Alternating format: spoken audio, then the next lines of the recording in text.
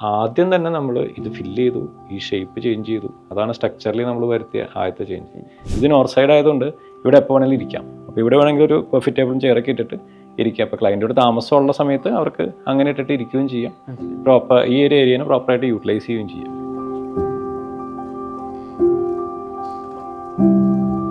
പക്ഷേ ആ വലിയ ഹോള് എന്ന് പറഞ്ഞതിൻ്റെ എനിക്ക് മെയിനായിട്ട് ചോദിക്കാനുള്ളത്, ഇവിടെ ഒരു സ്റ്റെയർ ഉണ്ടായിരുന്നു, അതുപോലെ തന്നെ ഇങ്ങോട്ട് ഒരു ആക്സസ് ഉണ്ടായിരുന്നില്ല. ഇതെല്ലാം ഈ ആക്സസ് എന്തുകൊണ്ട് കൊടുത്തു ഷിൻഡോ? പിന്നീട് കൊടുത്താന്ന് ഞാൻ ഓർക്കുന്നില്ല. ആ തുടക്ക സമയത്ത് ഈ ആക്സസ് ഇവിടെ ഉണ്ടായിരുന്നില്ല. എൻ്റെ ആഗ്രഹം തന്നെ ഇത് മൊത്തത്തിൽ തുറക്കാനായിരുന്നു. പക്ഷേ നമുക്ക് സ്റ്റെയർ അക്കോമഡേറ്റ് ചെയ്യാൻ വരെ സ്പേസ് ഇല്ലാത്തതുകൊണ്ട് സ്റ്റെയർ വന്നിട്ട് അതിൻ്റെ ഹെഡ് റൂം വരുന്ന സ്ഥലം വെച്ചിട്ട് അത്രയും മാക്സിമം നമ്മൾ വൈഡ് ഓപ്പൺ ആക്കി. കാരണം ഇതൊരു പുതിയ വീടിൻ്റെതായിട്ടുള്ള എല്ലാ ഫീച്ചേഴ്സും നമുക്ക് കൊടുക്കുക എന്നുള്ളതായിരുന്നു ആഗ്രഹം. ഫുള്ള് സ്റ്റെയർ മാറ്റിയിട്ട് നമ്മൾ ഫാബ്രിക്കേറ്റഡ് സ്റ്റെയർ ആയിട്ട് ചെയ്തു, വുഡൻ ഫിനിഷിംഗ് ആയിട്ട് ചെയ്തു. ഇവിടുന്ന് ഒരു ഓപ്പണിംഗ് ഒക്കെ നമ്മൾ കൊടുത്തിട്ട് അവിടെ ഒരു പാഷ്യോ, ഒരു ഡെക്ക് സ്പേസ് ഒക്കെ ആയിട്ട് കൊടുത്ത് അവിടെയും ഒരു ഈവനിങ് സീറ്റിംഗ്. ക്ലൈന്റിന്റെ ആവശ്യമൊന്നുമല്ല അത്. ഇതൊക്കെ ക്ലൈന്റിന്റെ ആവശ്യം നേരത്തെ പറഞ്ഞ ആവശ്യം മാത്രമേ ഉണ്ടായിരുന്നുള്ളൂ. ഈ റെനോവേറ്റ് ചെയ്യണം, ഭംഗിയായിട്ട് റെനോവേറ്റ് ചെയ്യണം, അത് മാത്രമേ ഉള്ളൂ. ബാക്കി ഷിൻഡോന്റെ ഇഷ്ടംമാതിരി ചെയ്തു എന്നുള്ളതായിരുന്നു. പിന്നെ എനിക്ക് ഭയങ്കര ഇൻട്രസ്റ്റിംഗ് ആയിട്ട് തോന്നി ആ വാട്ടർഫോളൊക്കെ ഭയങ്കര ഒരു അവർക്ക് മെയിൻറ്റൈനബിൾ ആയിട്ടുള്ള, അവരിപ്പോൾ നാട്ടിലില്ലാത്തതുകൊണ്ട് തന്നെ അവർക്ക് മെയിൻറ്റൈനബിൾ ആയിട്ടുള്ള ഒരു കോഴിപ്പോണ്ടൊക്കെ ചെയ്യണമെന്ന് എൻ്റെ ഒരു കോൺസെപ്റ്റിൽ ഉണ്ടായിരുന്നു. പക്ഷേ മീനൊക്കെ ചത്തു പോകാൻ സാധ്യതയുള്ളതുകൊണ്ട് തന്നെ നോക്കാൻ ആളില്ലാത്തതുകൊണ്ട് ചെടി നനയ്ക്കാനുള്ള മാത്രമേ മാനേജബിൾ ആയിട്ടുള്ളൂ. അതുകൊണ്ട് നമ്മൾ ഒരു ഡ്രൈ ആയിട്ടുള്ള ലെവലിൽ പാഷ്യോ ആയിട്ട് ചെയ്തു, ഒരു ഡെക്ക് സ്പേസ് ഒക്കെ കൊടുത്തു, കുറച്ച് പ്ലാന്റർ ബോക്സ് ഒക്കെ കൊടുത്തിട്ട് അങ്ങനെയായിട്ട് ഒരു ആംബിയൻസ് ചെയ്തു. അപ്പോൾ നൈറ്റ് ആണെന്നുണ്ടെങ്കിലും നമുക്ക് ഇവിടുന്ന് ഇരിക്കാം, രാവിലെ ആണെന്നുണ്ടെങ്കിലും നമുക്ക് ഒരു കോഫിയൊക്കെ കുടിച്ച് അവിടെ ഇരിക്കാം. അപ്പോൾ ഇതിനോട് കണക്ട് ചെയ്തിട്ട് തന്നെ ഇവിടെ ഒരു ഡോറൊക്കെ ആയിരുന്നു, അവിടെയായിരുന്നു കിച്ചൻ്റെ ഡോറ്. ആ ഡോറ് നമ്മൾ ക്ലോസ് ചെയ്തിട്ട് അവിടെ വാഷ് ബേസിൻ വെച്ചു. ഇപ്പുറത്തെ സ്പേസ് നമ്മൾ കട്ട് ചെയ്തിട്ട് അതൊരു ഓപ്പൺ കിച്ചൺ ഏരിയ ആക്കി. കിച്ചൺ ഓർക്കണ്ട, മൊത്തം സ്ലാബുള്ള ഇതെല്ലാം പഴയ വീട്. എനിക്ക് തോന്നുന്നു ഒരു 20 yearsന് മുകളിൽ പഴക്കമുള്ള വീടായിരുന്നു. സ്ലാബായിരുന്നു, അതെല്ലാം പൊളിച്ചു കളഞ്ഞ്. സ്ലാബ് ബെർത്ത് ഒക്കെ ഉണ്ടായിരുന്നു, അത് കംപ്ലീറ്റ് പൊളിച്ചു കളഞ്ഞു. അപ്പുറത്ത് കൂടി ഉണ്ടായിരുന്ന എൻട്രീനെ നമ്മൾ ഇപ്പുറത്തേക്കായി. ആ എൻട്രി അടച്ചു, അവിടെ വാഷ് ബേസിനാക്കി. അങ്ങനെ മാക്സിമം വൈഡ് ഓപ്പൺ ചെയ്തിട്ട് ആ ഡൈനിങ്ങുമായിട്ട് കണക്ട് ചെയ്ത രീതി ചെയ്ത് വരുന്ന രീതിയിൽ തന്നെ നമ്മൾ ഈ കിച്ചൺ പ്ലാൻ ചെയ്തെടുത്തത്. അതുപോലെ ഇത് ഒരു പുതിയ വീട് അല്ലെന്ന് ഒരാൾക്കും പറയാൻ പറ്റാത്ത രീതിയിലാണ് ഇതിൻ്റെ ഔട്ട് വന്നേക്കുന്നത്. അവർക്ക് ആ ഒരു ആഗ്രഹമുണ്ട് നന്നായിട്ട് ചെയ്യണമെന്ന്. ആ ഫ്രീഡം നമുക്ക് തരുന്നുണ്ടായിരുന്നു, നമ്മളെ ട്രസ്റ്റ് ചെയ്യുന്നുണ്ടായിരുന്നു.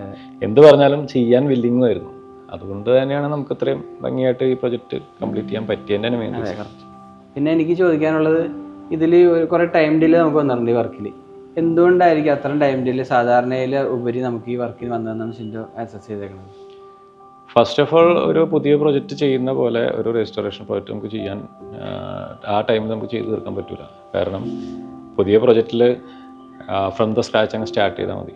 പഴയ പ്രൊജക്റ്റിൽ ഉള്ള പ്രശ്നങ്ങൾ എന്താണെന്നുള്ളത് ഡിമോളിഷ് ചെയ്യണം. അപ്പോൾ ഡിമോളിഷിൻ്റെ ടൈം, അതിൻ്റെ വേസ്റ്റ് റിമൂവൽ ഉൾപ്പെടെയുള്ള അടുത്ത ടൈം, പിന്നെ അത് കഴിഞ്ഞിട്ടുള്ള സ്ട്രക്ചറൽ സ്റ്റെബിലിറ്റിക്ക് വേണ്ടിയിട്ടുള്ള കാര്യങ്ങൾ ചെയ്യൽ, ഇത്രയും കാര്യങ്ങൾ ചെയ്ത് വരുമ്പോഴാണ് നോർമലി ഒരു പ്രൊജക്റ്റ് റെനോവേഷൻ പ്രൊജക്റ്റ് സ്റ്റാർട്ട് ചെയ്യാൻ പോലും പറ്റുള്ളൂ. നോർമൽ ലെവലിൽ കൺസ്ട്രക്ട് ചെയ്ത് സ്റ്റാർട്ട് ചെയ്യാൻ പോലും പറ്റുള്ളൂ. അതിൻ്റെ ഒപ്പം ഇതിനൊരു ലിഫ്റ്റിംഗ് കൂടി വന്നു. അപ്പോൾ അതിൻ്റെ ടൈം ഡിലേ ഭയങ്കരമായിട്ട് വന്നു. പിന്നെ ഈ മഴയുള്ള സമയത്തൊക്കെ ഈ പറഞ്ഞ ആക്ടിവിറ്റീസിനൊക്കെ ഭയങ്കരമായിട്ട് ബാധിച്ചു. അങ്ങനെ ഇത് ഡിലേ ആയി വന്നു. പക്ഷേ ടൈം എടുത്ത് തന്നെ പ്രോപ്പർലി ഓരോ കാര്യങ്ങൾ ചെയ്ത് പോവുക എന്നുള്ളതായിരുന്നു ഇതിൻ്റെ കോൺസെപ്റ്റ്. അങ്ങനെ ഓടിച്ച് പോയി ചെയ്യാൻ പറ്റുന്ന. ക്ലയന്റിനെ സംബന്ധിച്ച് ഭംഗിയായിട്ട് ചെയ്യണം, അതിനെന്തോരം സമയം എടുക്കുമോ അത് കുഴപ്പമില്ല. ചോദിക്കാൻ കാരണം വേറൊന്നുമല്ല, നമ്മളുടെ സൈഡിൽ നമ്മൾ സിവിൽ വർക്കുകളാണ് ചെയ്യുന്നത്. അപ്പോൾ ബാക്കി ഡിസൈൻ അപ്രൂവലും കാര്യങ്ങളൊക്കെ വന്നാലുള്ള നമുക്കിത് മുന്നോട്ട് കൊണ്ടുപോകാൻ. ക്ലയന്റിനെ സംബന്ധിച്ച് ക്ലയന്റ് ഒരു ദുബായിലെ ബിസിനസ്മാൻ ആയതുകൊണ്ട് തന്നെ ആളുടേതായ കുറേ ബിസി ഷെഡ്യൂളിൽ പോകുന്നവരാണ്. പുള്ളി കംഫർട്ടബിൾ ആയിട്ടുള്ള സമയത്ത് നമുക്ക് ഡിസ്കഷൻ വരും, ആ സമയത്ത് പുള്ളി അപ്രൂവ് ചെയ്യും. അങ്ങനെയുള്ള രീതിയിലാണ് പോയിക്കൊണ്ടിരുന്നത്. അപ്പോൾ അതുകൊണ്ട് തന്നെ ഒരു സ്ലോ ഫേസിൽ തന്നെയാണ് ഈ ഒരു പ്രൊജക്റ്റ് ടോട്ടലി പോയിക്കൊണ്ടിരുന്നത്. പക്ഷേ എനിക്ക് പിന്നെ ചോദിക്കാനുള്ളത്, നമ്മൾ സാധാരണ പോലെ അല്ല ഈ വർക്കിൻ്റെ പർച്ചേസൊക്കെ നമ്മൾ ചൈനയിൽ പോയിട്ടാണ് ചെയ്തത്. അപ്പോൾ അതിനെപ്പറ്റി ഒരു എക്സ്പീരിയൻസ് പറയാൻ പറ്റുമോ? നമ്മളന്ന് പല സെലക്ഷൻ്റെ ഭാഗമായിട്ട് ചൈനയിൽ നിന്ന് നമ്മൾ ഓരോ കാര്യങ്ങൾ സെലക്ട് ചെയ്യാനൊരു കൂടെ പുള്ളി അന്ന് ജോയിൻ ചെയ്തു. നമ്മളിപ്പോൾ ഇന്ന് ഇരിക്കുന്ന ഈ ഡൈനിങ് ടേബിളും ചെയറും ഉൾപ്പെടെ ഉള്ള കാര്യങ്ങൾ നമ്മൾ അന്ന് ചൈനയിൽ നിന്ന് സോഴ്സ് ചെയ്തായിരുന്നു. അപ്പോൾ ഒരു ദിവസം രാവിലെ മുതൽ എനിക്കൊന്ന് രാവിലെ ഒരു 9 മണിക്ക് നമ്മൾ കയറിയിട്ട് 2 ദിവസം ഫുൾ ഇതിൻ്റെ പർച്ചേസിന് വേണ്ടി മാത്രമേ നമ്മൾ നടന്നിട്ടുണ്ട്. അവിടെ സാധാരണ ചൈനയിൽ നിന്ന് ടിപ്പിക്കലായിട്ട് കുറേ ഫർണിച്ചേഴ്സ് കൊണ്ടുവരിക എന്നുള്ളൊരു സാധനം വരാതെ നമുക്ക് ഈ വീടിന് ചേരുന്ന സാധനങ്ങൾ കിട്ടിയാൽ മാത്രം കൊണ്ടുവരിക. അതല്ലെങ്കിൽ നമ്മൾ കസ്റ്റമൈസ് ചെയ്യുക എന്നുള്ളതായിരുന്നു നമ്മുടെ പോളിസി. പക്ഷേ അന്ന് ലൈറ്റ്സ് സെലക്ട് ചെയ്തിട്ടുണ്ടായിരുന്നില്ല. അപ്പോൾ ആ ലൈറ്റിൻ്റെ സെലക്ഷനിൽ പുള്ളി ചൈനയിൽ 2 ദിവസം കൊണ്ട് സ്റ്റേ ബാക്ക് ചെയ്ത് ഓരോ ലൈറ്റ്സ് എനിക്ക് അയച്ചു തന്നിട്ടിരുന്നു. പക്ഷെ എനിക്കൊന്നും ഇഷ്ടപ്പെടുന്നില്ല. നമ്മുടെ ഈ തീമിനനുസരിച്ച് വരുന്നില്ല. എനിക്ക് തോന്നുന്നു ഏകദേശം 29 ലൈറ്റ് എനിക്ക് അയച്ചു. ഈ ഒറ്റ ലൈറ്റിന് വേണ്ടി, ഈ ഒറ്റ ഹാങ് ലൈറ്റിന് വേണ്ടിയിട്ട് 29 ലൈറ്റ് എനിക്ക് അയച്ചു. ഞാൻ 29 നോ പറഞ്ഞു. അവസാനം പുള്ളി പറഞ്ഞു ഇനി ചൈനയിൽ നിന്ന്, ചിലപ്പോൾ അത് ആള് പോയ ഷോപ്പിൻ്റെ ഇത് ആയിരിക്കാം, അല്ലെങ്കിൽ പോയ ഏരിയയുടെ പ്രത്യേകത ആയിരിക്കും. ചൈനയിൽ നല്ല സാധനങ്ങൾ കിട്ടുന്ന സ്ഥലങ്ങൾ വേറെ. പുള്ളി ഇതിൻ്റെ പ്രൊഫഷണൽ അല്ലാത്തത് കൊണ്ട് തന്നെ ആൾക്ക് ഇഷ്ടപ്പെട്ടത് വെച്ച് അയച്ചുകൊണ്ടിരുന്നു. പക്ഷേ നമ്മുടെ തീമിന് കറക്റ്റ് ആവില്ല, വേണ്ട എന്ന് പറഞ്ഞ് അവസാനം നമുക്ക് കൊച്ചിയിൽ നിന്ന് തന്നെ ഈ ലൈറ്റ് എടുത്തത്. ഈ ലൈറ്റ് തന്നെ ആക്ച്വലി നമ്മുടെ ഹൗസ് വാമിൻ്റെ സമയത്തൊക്കെ ഒരു താരമായിരുന്നു. ഈ ഒരു സ്പേസിനെ തന്നെ ഭയങ്കരമായിട്ട് എൻഹാൻസ് ചെയ്യുന്നുണ്ട്. ഈ ഒരു സ്പേസിന്റെ ബ്യൂട്ടീനെ തന്നെ ഭയങ്കരമായിട്ട് ഈ ഒരു ലൈറ്റ് എൻഹാൻസ് ചെയ്യുന്നുണ്ട്. പക്ഷെ അതില് എടുത്തു പറയേണ്ട ക്ലയന്റിന്റെ പേഷ്യൻസാ. പുള്ളി അത്ര റിജക്ഷൻ കൊടുത്തിട്ടും പുള്ളി ഷിൻഡോ പറയണത് തന്നെ കേട്ടെന്നുള്ളതാണ്. അതെ, നമുക്ക് ഈ പ്രൊജക്ടിന്റെ ഏറ്റവും ഒരു മൂലകാരണം എന്ന് പറയുന്ന ഒരാള് ഈ ക്ലയൻസ് തന്നെയാണ്. 100%. അവർ തന്ന ഫ്രീഡം, അല്ലെങ്കിൽ അവർ നമ്മളിൽ അർപ്പിച്ച ട്രസ്റ്റ്, ക്ലയന്റിന്റെ കോർപ്പറേഷൻ, ക്ലയന്റ് സാറ്റിസ്ഫാക്ഷനും, ക്ലയന്റ് എന്താണ് ഷിൻഡോന് പറഞ്ഞത് ലാസ്റ്റ്. ക്ലയൻറ്റ് ഓരോ സ്റ്റേജിൽ നമ്മുടെ ഓരോ പ്രൊജക്റ്റിൻ്റെ ഫോട്ടോസൊക്കെ ഞാൻ സ്റ്റാറ്റസൊക്കെ ഇടുന്ന സമയത്ത് പുള്ളി അപ്പോൾ തന്നെ എൻ്റെ അടുത്ത് ചോദിച്ചുകൊണ്ടിരുന്നത് ഈ വീടുമാതിരി ഭംഗിയാവുക നമ്മുടെ വീട്, അങ്ങനെയുള്ള ചോദ്യമായിരുന്നു പുള്ളി. കാരണം ഈ വീടിനെ പറ്റി പുള്ളിക്ക് അത്രയ്ക്ക് എക്സ്പെക്റ്റേഷൻ ഉണ്ട്.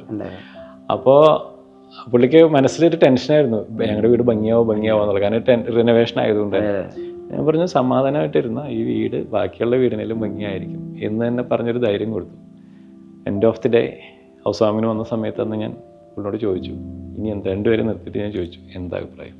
ഒന്നും പറയാനില്ല ഷിൻഡോ, എല്ലാവർക്കും ഇഷ്ടപ്പെട്ടു, ഞങ്ങൾ വിചാരിച്ചതിൻ്റെ അപ്പുറത്ത്, താങ്ക് യു സോ മച്ച്. ആ ഒരു വാക്കിന് വേണ്ടിയിട്ടാണ് നമ്മൾ ഇത്രയും നാള്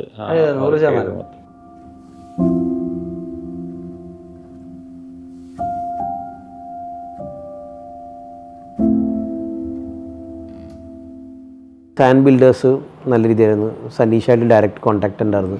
അപ്പോൾ എന്തുണ്ടെങ്കിലും സനീഷിനെ ഞാൻ മെസ്സേജ് അയക്കും. അപ്പോൾ ആ സെയിം ടൈമിൽ തന്നെ അവരുടെ ടീം എത്തുമായിരുന്നു. പിന്നെ ബാക്കി അവരുടെ സാകേഷും സന്തോഷും എല്ലാം നല്ല രീതിയിൽ അവർ കോപ്പറേറ്റ് ചെയ്ത് എല്ലാവരും ഈ നമ്മുടെ പ്രൊജക്റ്റിനെ നന്നായിട്ട് സഹായിച്ചിട്ടുണ്ടായിരുന്നു, നല്ല രീതിയിൽ നോക്കിയിട്ടുണ്ടായിരുന്നു. അപ്പോൾ അവർക്കൊരു നല്ലൊരു പ്രൊജക്റ്റാണ് നമ്മുടെ പ്രൊജക്റ്റ്. അതുപോലെ ഞങ്ങൾ നല്ല സഹകരിച്ച് എല്ലാം ഒരുമിച്ച് ഒരു ടീം വർക്കായിരുന്നു. ഷിൻഡോ, ഞാനും സനീഷും സന്തോഷും എല്ലാവരും ടീം വർക്ക് കൊണ്ടാണ് നമുക്ക് ഇത്രയും ഭംഗിയായിട്ട് ചെയ്ത് തീർക്കാൻ പറ്റി. അതാണ് ഞങ്ങൾക്കൊരു സന്തോഷം. എല്ലാവരും ഒരു പ്രശ്നമില്ലാതെ നല്ല രീതിയിൽ മുന്നോട്ട് നമ്മളത് ഒരു പ്രൊജക്റ്റ് തീർത്തു. നല്ല രീതിയിൽ അത് നമുക്കിവിടെ താമസിക്കാൻ നല്ല രീതിയിൽ പറ്റുന്നുണ്ട്. ഞങ്ങൾ ഹാപ്പിയാണ് മെയിൻ ഇതിനകത്ത്.